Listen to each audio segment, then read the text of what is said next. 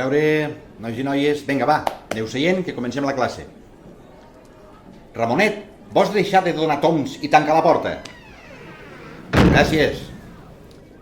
Laura, deixa de xerrar, dona, i seu, que comencem.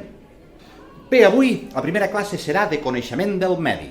Parlarem de les funcions dels éssers vius. Però primer haurem d'assegurar-nos que sabem què és un ésser viu. A veure, això és un ésser viu, això? No, oi? Una pedra no té vida. I això? Tampoc una esponja no és un ésser viu. Ei, no, això no val, Una esponja i una pedra, si no són un ésser viu, què diem que són, Són éssers morts? No, perquè si no han estat mai vius, no poden estar morts. Diem que són éssers inerts o inanimats, que és el mateix que dir que no tenen vida pròpia. Entre aquests éssers inerts o inanimats podem distingir-ne dues classes. Una, els elements naturals, és a dir, els que trobem a la natura. Per exemple, la sorra, les roques, l'aire, l'aigua. I una segona classe que són els objectes, com un llibre, un fanal, un martell, un boli, que són objectes fabricats per l'home i que ens fan algun servei, però que també són éssers inerts o inanimats. Però hem de tenir en compte que tot i que l'aire i l'aigua són éssers inanimats, són imprescindibles per la vida de tots els altres éssers vius a la Terra. I això, què és un ésser viu, això? Clar que sí, una planta també és un ésser viu, com els animals o com nosaltres mateixos. Així doncs, una bactèria, un arbre, una planta, un cuc, un llop, una ballena i un home tenen una característica en comú, i és que tots són éssers vius. Però quina és la diferència entre un ésser viu i un que no ho és? Doncs que els éssers vius segueixen un cicle vital, és a dir, neixen, creixen i es desenvolupen i moren.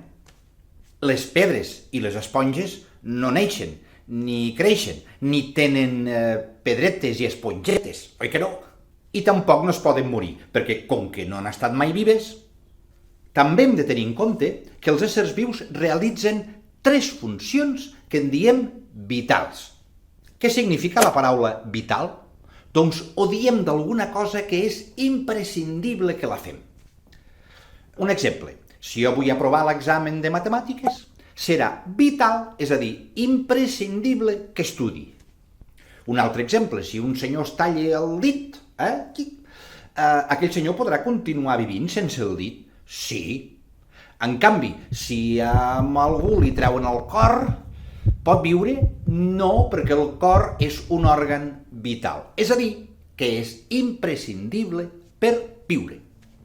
Doncs bé, els éssers vius fan 3 funcions d'aquestes que en diem vital. La primera funció és la funció de nutrició. Per viure necessitem alimentar-nos, és a dir, nodrir-nos, respirar i eliminar els residus. I se n'encarreguen l'aparell digestiu, l'aparell respiratori i l'aparell excretor. La segona funció és la funció de relació. Aquesta funció consisteix en relacionar-nos amb el medi on vivim i també amb la resta d'éssers vius. Se n'encarreguen bàsicament els 5 sentits que tenim: la vista, l'oïda, el gust, el tacte i l'olfacte. I també el sistema nerviós. Però d'aquesta funció en parlarem al pròxim YouTube Mestre. I finalment, la funció de reproducció. La funció de reproducció consisteix en que neixin altres éssers vius.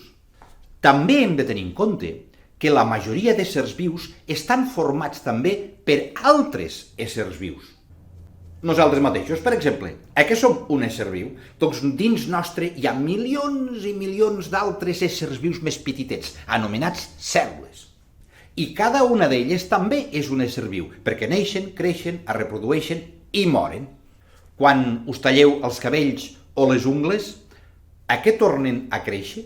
Són aquestes cèl·lules microscòpiques que es tornen a reproduir. que puc anar a fer pipí. Sí, Ramonet, que ja és hora d'anar al pati. Vinga, nois, tots cap al pati. Ei, a poc a poc.